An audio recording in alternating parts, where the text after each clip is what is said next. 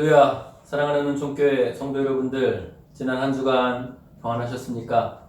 이 주일 아침 우리가 하나님께 예배드리기 위해서 모였습니다. 우리가 비록 물리적으로는 각 가정에 흩어져 예배드리고 있지만 주의 성령께서 우리의 마음과 뜻을 하나로 모으실 줄 믿습니다. 이 시간 찬송가 46장 부르시면서 하나님께 신령과 진정으로 예배드리며 나아가겠습니다. 찬송가 46장입니다.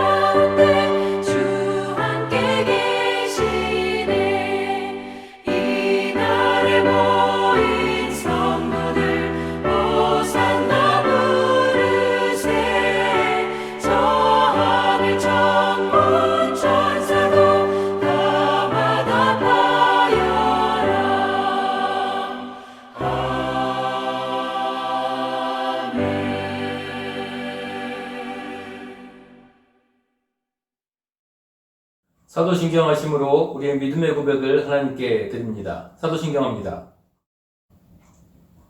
나는 전능하신 아버지 하나님 천지의 창조주를 믿습니다. 나는 그의 유일하신 아들 우리 주 예수 그리스도를 믿습니다.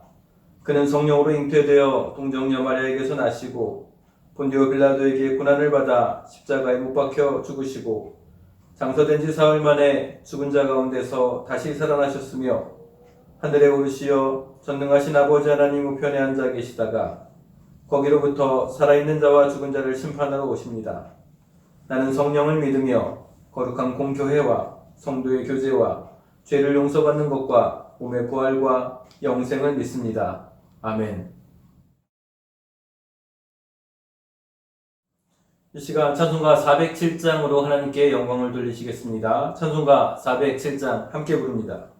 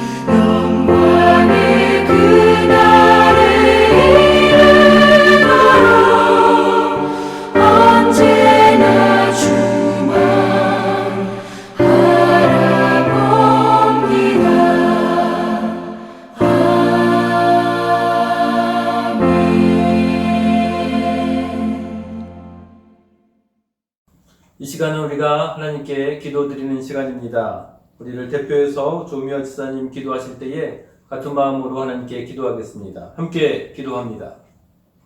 여호와여, 우리에게 은혜를 베푸소서. 우리가 주를 앙망하오니 주는 아침마다 우리의 팔이 되시며 환난 때에 우리의 구원이 되소서. 우리의 구원과 소망이 되시는 주 하나님, 오늘도 사랑하는 주의 자녀들 각자의 처소에서 예배드리도록 은혜 주심을 감사합니다. 늘 베푸시는 끝없는 주님의 은혜 속에 오늘도 우리들 호흡하며 주님을 찬송합니다. 한 치 앞도 알 수 없는 우리들의 내일이지만 주님이 계시기에 언제 어떻게 노출될지 알 수 없는 코로나19의 위협이 있어도 우리들 늘 담대히 맞서며 나아갑니다. 늘 우리의 불안과 염려와 걱정을 주님께 내어 맡길 수 있는 우리들의 신실한 믿음으로 주님만을 의지하기에 그 어떤 환난도 두렵지 않습니다. 비참한 지금의 현실이 하루빨리 회복되기를 진심으로 소원합니다. 이제 우리는 정혜용 목사님을 보내드리지만 아쉬움보다는 기꺼운 마음으로 앞으로 하실 주님의 일이기에 박수를 보내드리며 또한 감사한 마음으로 문성준 목사님을 맞이합니다. 앞으로 더욱더 목회자와 성도의 긴밀함과 믿음으로 한뜻이 되어 주님의 뜻을 펼쳐나가는 행복한 신앙생활을 할 수 있도록 우리 모두 힘써 나아가기를 기도드립니다. 오늘도 말씀으로 우리들 무장되어 힘찬 내일을 살아가기를 다짐하며 지금도 살아계셔서 역사하고 계시는 예수 그리스도의 이름으로 기도드렸습니다. 아멘. 이 주일 아침 우리에게 허락하시는 하나님의 말씀은 누가복음 10장 30절에서 37절에 있는 말씀, 신약성경 110페이지 즈음에 있는 누가복음 10장 30절에서 37절 말씀 제가 봉독합니다. 예수께서 대답하여 이르시되 어떤 사람이 예루살렘에서 여리고로 내려가다가 강도를 만나매 강도들이 그 옷을 벗기고 때려 거의 죽은 것을 버리고 갔더라. 마침 한 제사장이 그 길로 내려가다가 그를 보고 피하여 지나가고 또 이와 같이 한 레위인도 그곳에 이르러 그를 보고 피하여 지나가되 어떤 사마리아 사람은 여행하는 중 거기 이르러 그를 보고 불쌍히 여겨 가까이 가서 기름과 포도주를 그 상처에 붓고 싸매고 자기 인승에 태워 주막으로 데리고 가서 돌보아 주니라. 그 이튿날 그가 주막 주인에게 데나리온 2를 내어주며 이르되 이 사람을 돌보아 주라. 비용이 더 들면 내가 돌아올 때에 갚으리라 하였으니 내 생각에는 이 세 사람 중에 누가 강도 만난 자의 이웃이 되겠느냐. 이르되 자비를 베푼 자니이다. 예수께서 이르시되 가서 너도 이와 같이 하라 하시니라.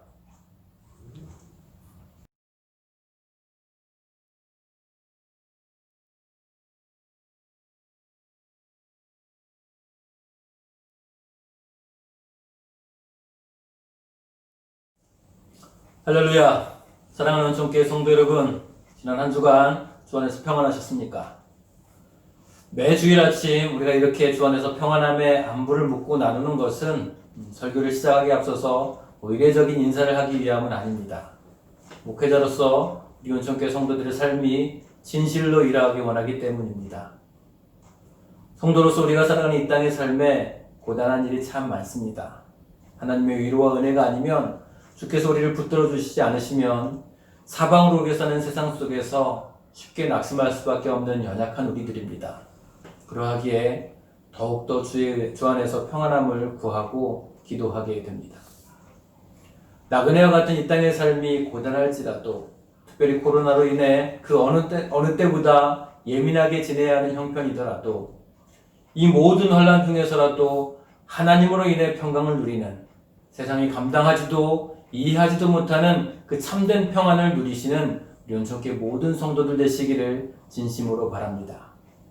특별히 주일 아침 우리가 우리의 평안의 근원이신 하나님 앞에 예배드리러 모였으니 하나님 안에서 참된 안식과 위로를 받게 되기를 주님의 이름으로 부탁을 드립니다. 오늘 말씀을 나누기에 앞서서 성도들과 함께 먼저 중요한 소식을 나눌 게 있습니다.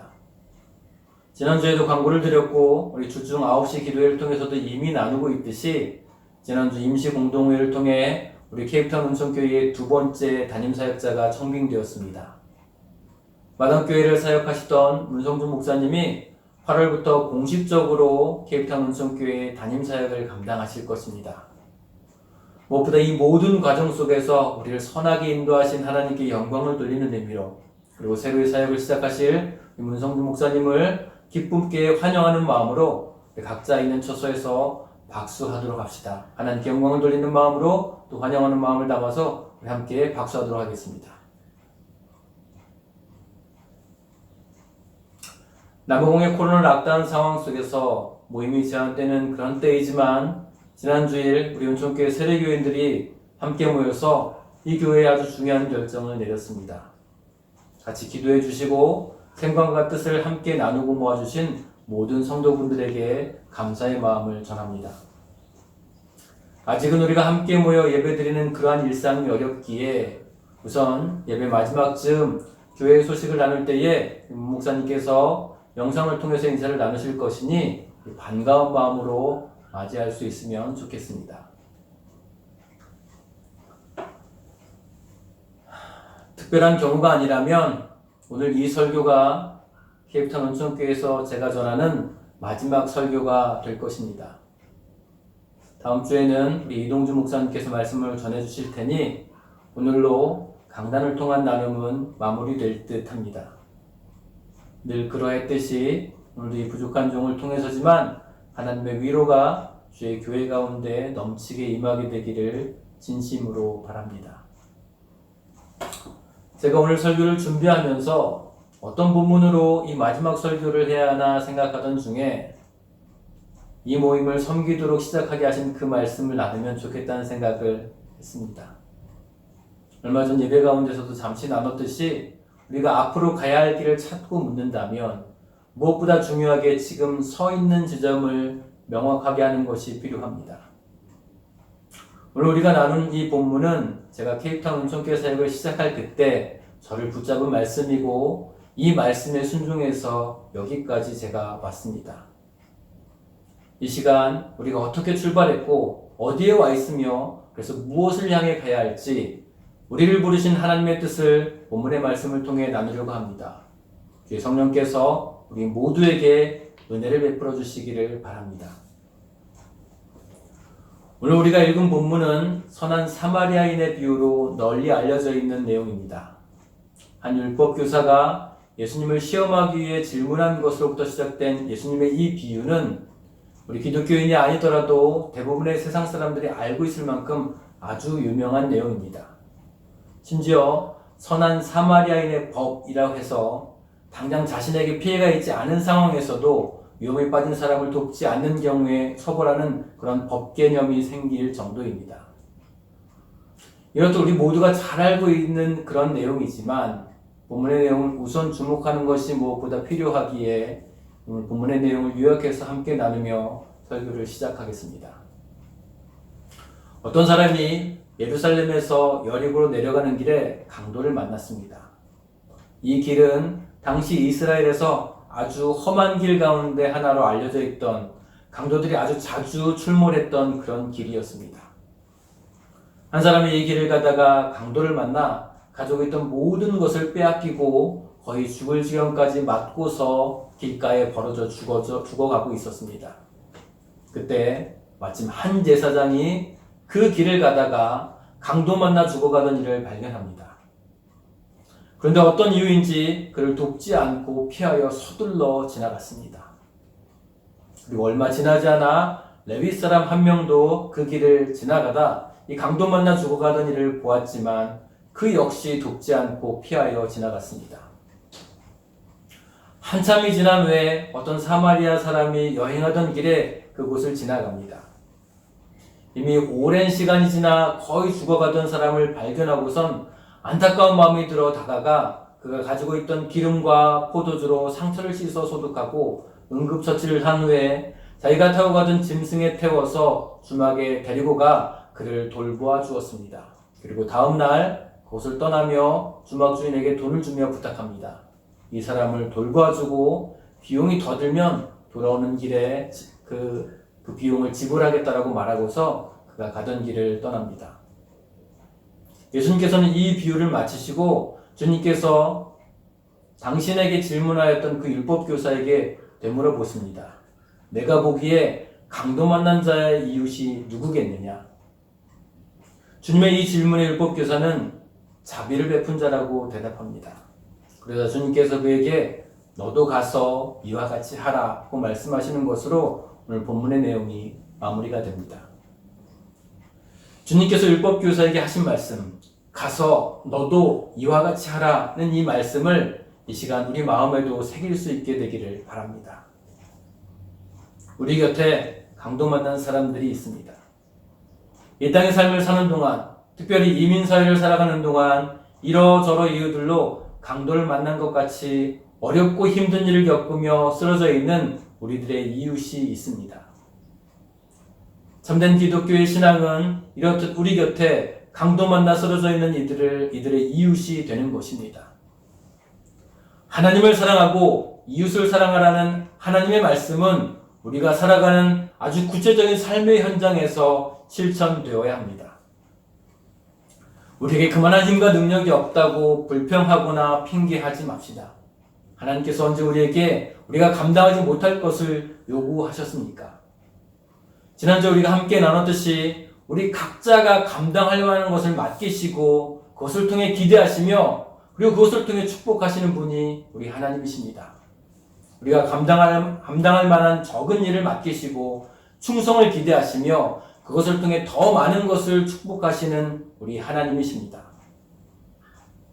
본문의 비유에 등장하는 사마리아인도 자신이 가진 것으로 강도 만난 이를 돕고 있습니다. 중요한 것은 강도 만나 죽어가는 이를 불쌍히 여기는 긍휼과 자비의 마음입니다. 제사장과 레위인도 강도 만나 죽어가던 사람을 도울 수 있었습니다. 하나님을 사랑하고 이웃을 사랑하라는 율법의 가르침을 그 누구보다도 잘 알고 사람들에게 가르쳤던 이들입니다. 시간적으로든 내용적으로든 사마리아 사람보다 먼저 도울 수 있었고 도와야 했습니다. 그런데 돕지 않고 피하여 지나갑니다. 그들이 죽어가던 사람을 피한 이유가 과연 무엇이었을까요? 어쩌면 종교적인 이유가 있었을지 모릅니다. 레위기에는 하나님께 제사를 집례하는 자들에게 시체를 만지는 일은 부정한 일로 기록하고 있기에 제사를 집례하며 성전의 일을 맡아 하던 그들이 피 흘리며 죽어가던 사람을 피하여 지나갔을지도 모릅니다. 그러나 만약 그러한 이유 때문이더라도 긍휼과 자비의 마음을 잃은 제사는 하나님께서 기뻐하시지 않으신다는 호세아서의 말씀을 기억해야 합니다. 만약 다른 이유가 있었다면 그것은 자신을 보호하기 위해서일 수도 있습니다. 앞서 언급했듯이 그 길은 강도 때가 아주 자주 나타나는 것으로 유명하였습니다. 그러니 눈앞에 강도 만나 죽어가던 사람을 보자 자신의 안전이 염려가 되었을 것입니다. 혹시 아직도 숨어있을지 모를 강도에 대한 염려, 그를 돕기 위해 자신이 감당해야 할 여러 비용과 수고에 대한 염려가 그들로 하여금 피하여 지나가게 만들었을지 모릅니다. 그러나 어떤 이유에서든지 당장 눈앞에 죽어가는 사람을 피하여 지나간 그들의 모습은 누가 보기에도 민망한 현장입니다. 하나님의 말씀을 잘 알고 가르치던 그들이, 하나님을 사랑하며 이웃을 사랑하라 가르치고 훈계하던 그들이 정작 그 말씀과는 정반대로 행한 이유가 무엇일까요? 하나님의 말씀을 몰라서가 아닙니다. 이 말씀을 어떻게 해석하며 어떻게 자신에게 적용하고 있느냐가 관건이었습니다. 그래서 주님께서 이 비유를 하시기에 앞서 영생을 묻는 율법교사에게 하나님의 말씀에 무엇이라고 기록되었으며 어떻게 읽고 있는지 물으셨던 것입니다. 본문의 앞에 배경으로 기록되어 있는 누가복음 10장 25절에서 26절 말씀을 같이 보겠습니다. 25절에서 26절 말씀입니다. 어떤 율법교사가 일어나 예수를 시험하여 이르되 선생님, 내가 무엇을 하여야 영생을 얻으리이까? 예수께서 이르시되 율법에 무엇이라 기록되었으며 내가 어떻게 읽느냐? 영생을 얻으려면 무엇을 해야 하는지 물은 율법교사의 질문에 주님은 두 가지를 되물으십니다. 첫째, 율법에 무엇이라 기록되었으며 둘째, 그것을 내가 어떻게 읽는지 물으십니다. 이 주님의 질문의 요지는 그에게 주어진 하나님의 말씀을 어떻게 해석하는지, 어떻게 해석해서 적용하는지 묻는 것입니다. 율법교사는 율법을 가르치는 교사답게 이 첫 번째 질문, 즉 율법에 무엇이라 기록되어 있는지에 관해 정확하게 대답합니다. 27절 말씀입니다. 대답하여 이르되 내 마음을 다하며 목숨을 다하며 힘을 다하며 뜻을 다하여 주 너희 하나님을 사랑하고 또한 내 이웃을 내 자신과 같이 사랑하라 하였나이다. 그런데 율법의 내용을 아는 것도 참 중요하지만 그 율법의 내용을 어떻게 읽는지가, 어떻게 해석하는지가, 어떻게 적용하는지가 관건입니다. 하나님의 말씀을 어떻게 해석하고 어떻게 이해하는지가 더 중요한 것입니다. 예수님의 이 두 번째 질문은 이 하나님의 말씀을 어떻게 읽고 해석하는지에 관한 것이었습니다. 이 주님께서 그것을 확인하시기 위해 율법교사가 하나님의 말씀을 어떻게 읽고 해석하시는지 확인하시기 위해서 주님께서 말씀하십니다. 28절 말씀입니다. 예수께서 이르시되 내 대답이 옳도다. 이를 행하라. 그러면 살리라 하시니. 주님께서는 율법교사의 대답이 맞다고 인정하시면서 그 율법에 따라 살면 영생을 얻을 것이라고 말씀하십니다. 사실 우리가 하나님의 율법을 온전히 지킬 수만 있다면 그것으로 하나님께서 요구하시는 의를 이룰 수 있기 때문에 구원을, 영원한 생명을 얻을 수 있습니다. 그러나 우리가 잘 알듯이 선한 행위를 실천해서 구원을 얻을 사람이 이 세상에 아무도 없습니다. 완전하신 하나님의 말씀을 지키는 우리의 행위는 언제나 완전하지 않고 늘 부족하기 때문입니다. 만일 율법교사가 구원을 얻기 위해 율법을 온전히 지키려고 했다면 그는 반드시 실패했을 것입니다.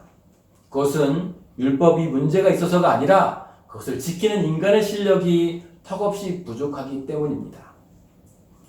그러나 그는 자기 방식으로 율법을 읽고 해석하고 지키고 있었습니다. 그래서 무엇을 행해야 구원을 얻을 수 있는지 용감하게 묻고 있던 것입니다. 인간은 완전하신 하나님의 율법 앞에 서면 그저 부끄러운 죄인일 뿐입니다. 죄인인 우리가 구원을 얻을 유일한 길은 율법을 지켜서가 아니라 이 율법의 조건을 완전하게 이루신 주님을 믿는 믿음뿐입니다. 우리는 이 믿음을 통해서 십자가의 죽으심과 부활을 통해 완성하신 하나님의 의를 전가받습니다. 율법을 지키는 행위를 통해서 구원을 받겠다는 율법교사의 생각은 스스로를 옳게 여겼기 때문입니다. 이 스스로를 옳게 여긴 자가 자신을 자랑하고 꾸미고 증명하는 방식으로 하나님의 말씀, 율법을 지키겠다는 것이었습니다.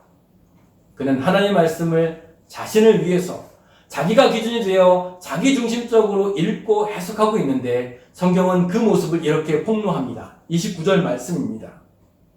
그 사람이 자기를 옳게 보이려고 예수께 여짜오되 그러면 내 이웃이 누구이니까?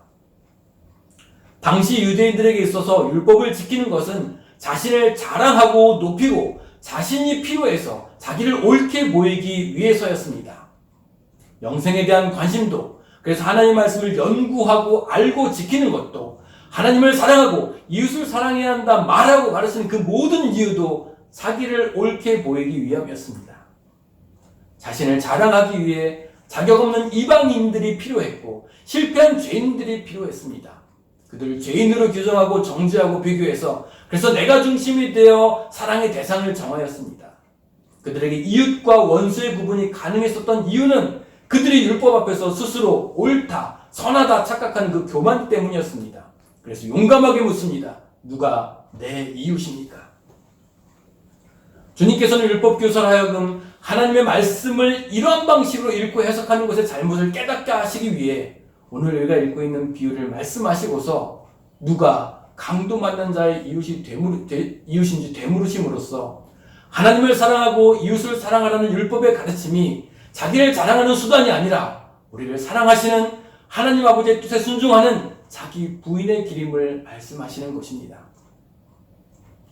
신앙생활은 자기 자신을 의롭게 치장하고 자랑하기 위해서가 아니라 믿음의 고백을 갖게 하신 하나님이 진정으로 원하시는 뜻을 향하려는 이 자기 부인의 현장이어야 합니다. 자신을 옳게 보이려고 누가 내 이웃인가 물었던 율법교사에게 강도 만난 사람의 이웃이 되라고 하신 말씀이 이러한 기준을 선명하게 해주십니다. 내가 중심이 되어서 나의 이웃이 누구인지, 내가 사랑을 실천할 대상이 누구인지 판단하려 할 때 우리는 이웃을 사랑하는 하나님의 말씀을 자기 자신을 자랑하는 수단으로 변질시키게 되는 것입니다. 역사상 아주 유명한 인권운동을 했던 목사님이 있습니다. 마틴 루터 킹 목사님이신데요. I have a dream, 나에게는 꿈이 있습니다 라는 유명한 연설을 했던 흑인 인권운동가 마틴 루터 킹 목사님은 1968년 4월에 암살당하시는데요. 이 암살당하기 바로 직전 그의 설교를 듣기 위해 모인 회중들에게 오늘 우리가 나눈 이 본문을 통해 아주 중요한 도전을 회중들에게 합니다. 킹 목사님은 본문을 설교하던 가운데 강도 만나 죽어가던 사람을 보고 피하여 지나간 제사장과 레위인, 그리고 그를 보고 불쌍히 여겨 다가가 도운 사마리아 사람을 나눈 이 중요한 차이는 다름이 아니라 강도 만난 사람 앞에서 던진 그들의 질문이었다고 진단합니다. 제사장과 레위인은 강도 만나 죽어가던 사람 앞에서 내가 만일 이 사람을 지나치지 않고 도우면 나에게 어떤 일이 일어날까? 라는 질문을 했고, 사마리아 사람은 내가 만일 이 사람을 돕지 않고 지나친다면 그에게 어떤 일이 일어날까? 라는 질문을 했다는 것입니다. 저는 킹 목사님의 이 진단이 강도 만난 이웃을 피하거나 혹은 도운 이 본질적인 차이를 아주 선명하게 설명하고 있다고 생각합니다. 이전에 제가 이 본문을 통해서 교회 가운데 설교할 때 기독교 신앙이 가르치고 실천해야 하는 이 사랑은 사랑을 하는 사람의 권리가 아니라 그 사랑이 필요한 사람의 권리라는 그런 말씀을 나눈 기억이 있습니다. 킹 목사님의 진단과 같은 맥락입니다. 이웃을 사랑하라는 주님의 말씀 앞에서 누가 내 이웃인지 묻고 있던 율법교사는 자신을 옳게 보이기 위해, 자기를 자랑하기 위해, 자신을 증명하기 위해 자기 권리처럼 사랑하는 자입니다. 그런 그에게 강도 만나 죽어가던 자에게 이웃이 되라고 말씀하시므로 주님이 우리에게 말씀하시는 기독교의 사랑은 그 사랑이 필요한 사람 때문에 자신을 희생하고 수고하고 그렇게 자신을 부인하는 사랑임을 주님께서 말씀해 주시는 것입니다. 이것이 기독교의 사랑이고 우리에게 베푸신 주님의 사랑입니다. 십자가를 앞에 두신 주님께서 겟세마네 동산에서 땀이 피가 되도록 간절히 기도하실 때에 하나님 아버지께 이 잔을 나에게서 옮겨달라고 고통스럽게 간구하실 때에 만일 주님께서 제사장과 레인과 같이 잘못된 질문을 던지셨다면 우리는 구원의 은혜를 받지 못했을 것입니다. 주님께서 고난의 십자가를 짊어지신 그 이유는 주님께서 그 십자가를 거절하신다면 과연 우리에게 어떤 일이 일어날지 물으셨기 때문에 우리를 죽음에서 건지시는 십자가 사랑의 길을 걸어가신 것입니다. 우리가 받은 그리스도의 사랑이 바로 이런 사랑입니다. 우리에게 그 사랑이 절실히 필요해서 죽어가던 우리를 향해 다가오시고 싸매시고 치유하시고 회복시키셔서 결국 생명으로 인도하시는 그런 사랑입니다. 사랑하는 전교회 성도 여러분, 우리를 구원하시기 위해 몸소 십자가의 고난과 죽음을 감당하신 주님께서 내가 너희를 사랑한 것 같이 너희도 서로 사랑하라고 말씀하신 것을 깊이 묵상해야 합니다. 주님께서 우리를 사랑하셨기 때문에 당연히 우리가 서로 사랑해야 한다는 어떤 당위적인 차원에서 이 말씀을 이해하는 것에서 한 걸음 더 나아가 주님께서 우리를 사랑하신 그 기준과 내용과 방식으로 우리도 서로 사랑하라고 말씀하시는 것이고 우리가 이미 이런 주님의 사랑을 받고 있음을 깨닫게 하시는 말씀입니다. 기독교 신앙은 복잡하지 않습니다. 모호하지 않습니다. 선명하고 분명합니다. 오늘 본문에 나타난 주님의 가르침 역시 분명하고 선명합니다. 가서 너도 이와 같이 하라. 이렇게 우리가 서로 사랑하며 우리 이웃을 사랑할 때 세상은 우리를 통해 하나님의 영광을 보게 될 것입니다. 말씀을 마치겠습니다. 지난 주중 한성도에게 일어난 어떤 일을 함께 처리하면서 이 모든 일을 통해서 하나님의 도우심과 위로를 받게 될 것이고 그 받은 위로로 또 다른 이를 위로하며 돕게 하실 것이라는 나눔을 하였습니다. 선하신 하나님의 인도하심을 믿는 성도의 삶이 이 은혜 안에 있습니다. 사도 바울은 고린도후서를 시작하면서 환난이 많은 이 세상을 살아가는 교회와 성도들을 향한 하나님의 위로하심을 기뻐하며 목소리 높여 찬양하고 있습니다. 고린도후서 1장 3절에서 4절 말씀입니다. 찬송하리로다. 그는 우리 주 예수 그리스도의 하나님이시요 자비의 아버지시요 모든 위로의 하나님이시며 우리의 모든 환난 중에서 우리를 위로하사 우리로 하여금 하나님께 받는 위로로서 모든 환난 중에 있는 자들을 능히 위로하게 하시는 이시로다. 우리 주 예수 그리스도의 하나님, 자비와 위로의 하나님께서 환난 가운데 있는 우리를 위로하실 것입니다. 험한 인생길을 가는 동안 맞닥뜨린 강도와 같은 고난과 어려움으로 인해 죽을 처지에 놓인 우리를 찾아오셔서 우리의 상처를 싸매시고 돌보시고 위로하시고 결국 회복시키실 것입니다. 그리고 자비로우신 하나님의 그 위로함을 받은 우리로 하여금 모든 환난 중에 있는 이들을 능히 넉넉하게 위로하게 하실 것입니다. 환난 가운데 있는 모든 성도들, 고난과 연단의 시간을 보내고 있는 주의 백성들에게 이 말씀이 고백되며 같은 마음으로 찬양할 수 있게 되기를 진심으로 바랍니다. 설교를 시작할 때 나눴듯이 오늘 우리가 함께 나눈 본문은 개인적으로는 하나님께서 저에게 이곳 케이프타운 온천교회 사역을 시작하게 하신 말씀이었습니다. 사역자에게 있어서 하나님께서 보내시는 곳이 어디든 순종하는 것이 마땅한 일이지만 그 길을 정하는 일에 하나님의 말씀의 기준이 간절했을 때 이 본문을 통해서 저에게 말씀하셨습니다. 3년 전 제 곁에 마치 강도 만난 것처럼 낙심하며 시험 가운데 쓰러져 있던 성도들이 있었습니다. 오직 하나님께 예배드리기 원하고 성도 안에 사랑의 교제를 소원하며 하나님의 말씀을 향한 갈급함으로 지친 이들이었습니다. 당시 이들의 상처와 상함은 그냥 지나칠 수 없는 형편이었습니다. 누군가를 탓하고 무엇을 원망할 일이 아니었습니다. 싸매고 돌보고 위로하고 회복시키는 일이 먼저였습니다. 그때 만일 이로 인해 나에게 어떤 일이 일어날지 물었었다면 사역을 시작할 수 없었을 것입니다. 본문의 말씀을 통해 지쳐 쓰러져 있던 이들을 보게 하시니 나에게 맡기신 일이라 순종하며 이 모임을 섬기기 시작했던 것입니다. 그리고 감사하게 3년이 지난 이즈음 우리 케이프타운 온천교회는 하나님을 예배하며 그리스도 예수의 사랑 안에서 성도 간의 사랑의 교제를 하며 하나님의 말씀을 사모하는 모임으로 아름답게 세워져 왔습니다. 사랑하는 케이프타운 온천교회 성도들에게 마지막으로 이 본문의 말씀을 통해 우리를 향한 하나님의 위로하심을 나누게 하시니 참으로 감사합니다. 하나님의 크신 위로 가운데 우리가 은혜를 입었으니 이제 우리가 받은 하나님의 위로와 사랑을 가지고서 우리 곁에 환난 가운데 쓰러져 있는 우리들의 이웃을 위로하며 사랑할 수 있게 되기를 진심으로 바랍니다. 나그네와 같은 이곳 남아공 땅에서 지치고 상한 영혼들, 영원한 생명이신 주님을 모른 채 땅에 허탄한 것들로 인해 상하고 지쳐 죽어가는 사람들에게 주님의 위로와 사랑을 나누고 생명의 복음을 전하여 회복시키고 살리는 영광스러운 그런 일들이 우리 케이프타운 온천교회를 통해 아름답고 풍성하게 일어나게 되기를 주님의 이름으로 부탁을 드립니다. 기도하겠습니다. 하나님 감사합니다. 하나님께서 우리에게 이 말씀을 통해서 위로하시고 또 우리가 가야 할 길을 밝히 보여주시니 감사를 드립니다. 주의 교회를 3년 전에 이곳 케이프타운에 세우시고 하나님께 예배하며 그리스도 예수의 은혜와 사랑 안에서 성도 간에 교제하며 하나님의 말씀 가운데 위로를 받는 모임으로 우리를 세우시니 감사를 드립니다.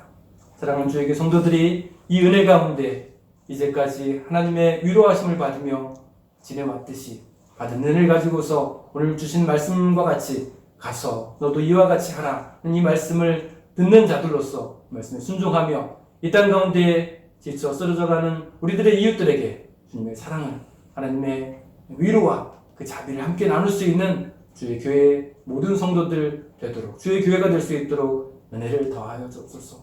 하나님 부족한 종이 이제 이곳에 사역을 내려놓습니다. 주 앞에서 맡기신 이 사역을 순종함으로 달려온 시간들이었습니다. 종을 위로하시니 또한 감사하며 이 교회에 또한 귀한 사역자를 세우셔서 여전히 당신의 은혜와 사랑이 이 모임 가운데 풍성하다는 사실을 보여주시니 감사를 드립니다. 이 교회를 통한 주의 영광이 더욱더 풍성하고 아름답게 빛나게 될 것을 기대하게 하시니 감사합니다. 주여, 주께서 허락하신 이 교회를 향한 또 부족한 종을 향한 당신의 은혜와 사랑을 더욱 풍성히 허락하여 주시고 인도하여 주실 줄 믿고 기대하며 감사드립니다. 사랑 많으신 예수님 이름으로 기도를 드립니다. 아멘. 이 시간은 하나님께 예물 드리는 시간입니다. 봉헌하는 시간인데 봉헌하실 때에 전요한 프랑스와의 부부가 하나님께 연주곡으로 영광을 돌릴 것입니다. 귀하게 제가 오늘 마지막 설교하며 케이프타운 온천교 사역을 마무리한다라고 나눴더니 같은 마음으로 주의 교회에 하나님의 은혜와 사랑을 나누기를 원하는 마음으로 연주곡을 보내왔습니다. Amazing Grace, 우리 가사의 내용들을 잘 아실 것입니다. 이 놀라운 은혜 가운데 주의 교회가 있습니다. 그 은혜와 사랑을 함께 또 넉넉하게 나눠갈 수 있는 교회가 되길 바라며 함께 봉헌하시겠습니다.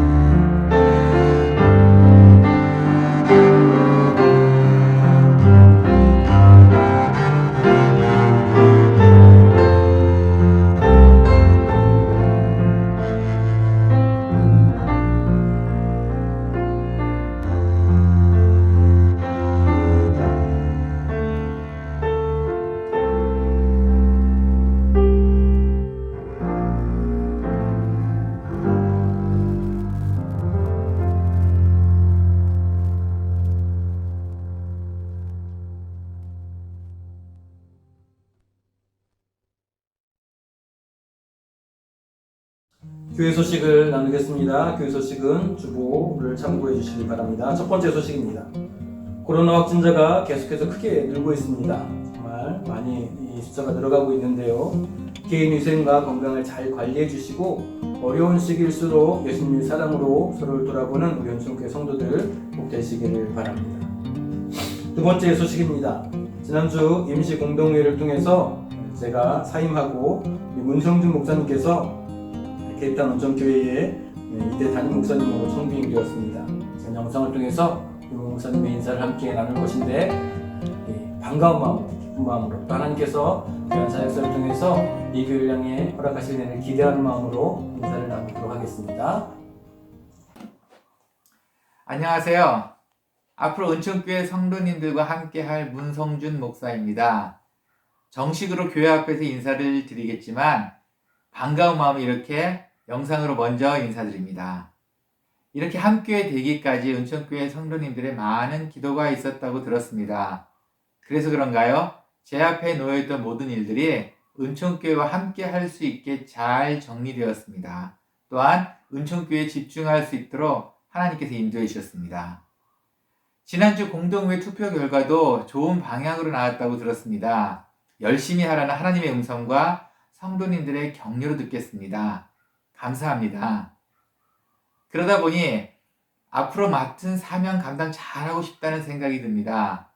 선임 목사님께서 워낙 잘 해놓으셔서 제 스스로 부족함을 많이 느끼는 반면 앞으로 생길 좋은 일들, 즐거운 일들의 기대가 많이 됩니다. 이런 즐거운 기대가 계속될 수 있도록 기도 부탁드립니다. 또한 제가 하나님의 거룩한 은총교회를 잘 섬길 수 있도록 또한 부족함이 없도록 기도 부탁드립니다. 감사합니다.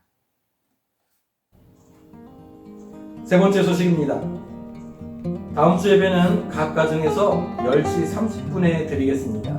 예배 후에 최일구 지사님 댁에서 간단한 사역자 이취임식 행사를 가지겠습니다. 12시 30분까지 장년 성도들도 함께 모여서 귀하게 인사하고 또 식탁의 교제를 나누며 주의 교회를 향한 하나님의 은혜를 함께 또 풍성하게 나눌 수 있게 되기를 바랍니다. 네 번째 소식입니다. 7월 생일자를 축하해 주시고 이번 주엔 안선영 성모님 생일이있습니다. 기쁜 마음으로 같이 축하해 주시면 좋겠습니다.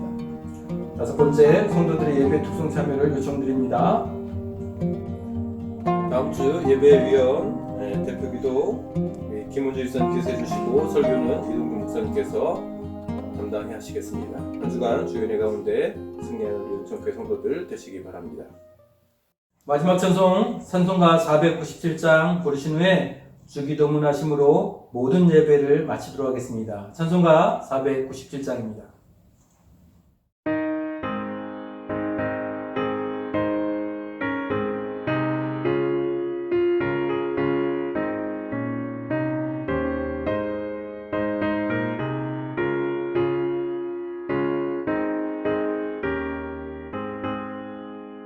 주 예수 넓은 사랑 그 크신 은혜를 나의